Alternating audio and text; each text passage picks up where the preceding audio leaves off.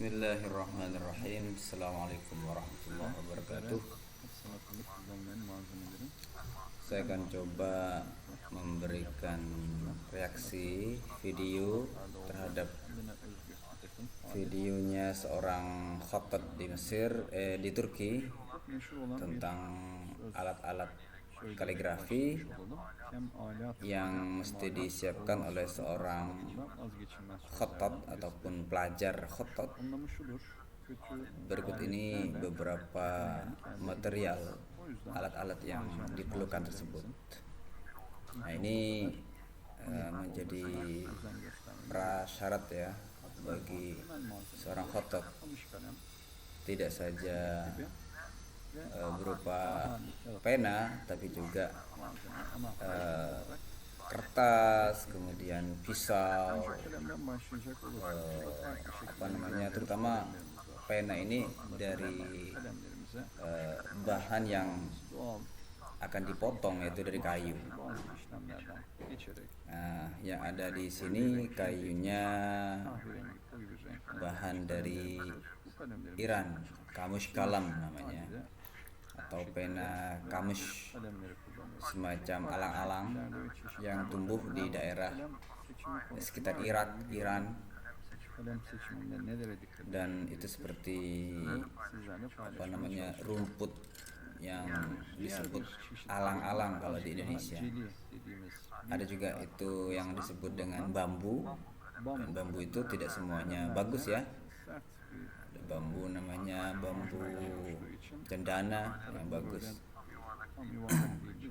Ya, ada tidak 100% bulat, ada sisi yang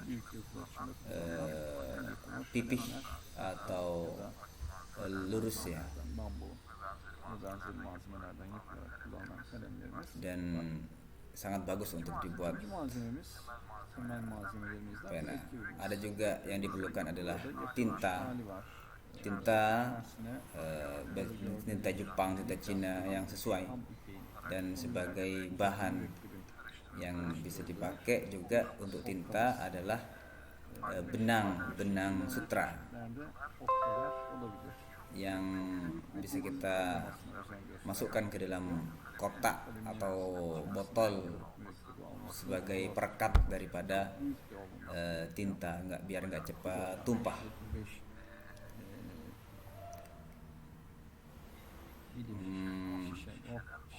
Ini tinta bisa diambil dari mana saja ya. Tinta yang berkembang di daerah Turki dan sekitarnya juga bagus. Biasanya dijual dengan merek khusus untuk hot, dengan berbagai merek tentu saja.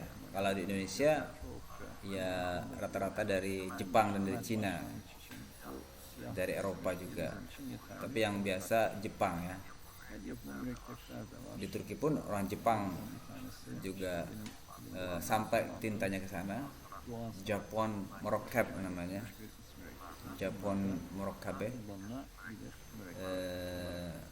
yang bisa dipakai biasanya agak kental ya. Kemudian untuk pena, untuk memotong diperlukan pisau. Nah, pisau bisa pesen online ataupun bisa mesen sendiri ke tukang buat pisau, ataupun ya pisau memang bentuknya khusus, bukan pisau untuk potong sayur, bukan. Dia pisaunya diperlukan cuma ya sekitar 5 cm lah ujungnya, itu yang diperlukan. Ataupun cutter ya, cutter pun bisa, cutter yang nggak terlalu besar, yang ukuran kecil, karena akan digunakan untuk memotong pena yang kecil. Kecuali memang pena besar yang mau dipotong, perlu cutter yang lebih besar lagi. Nah, itu pisaunya ya, tinggal Anda pilih yang cocok. Nah, ini kemudian perlu juga tatakan ya. Biasanya kalau di Turki dibuat dari dari apa namanya, dari tulang, tatakan ya, tulang, untuk nanti biar gampang haluskan dan memotong, biar potongannya itu lurus dan rapih begitu.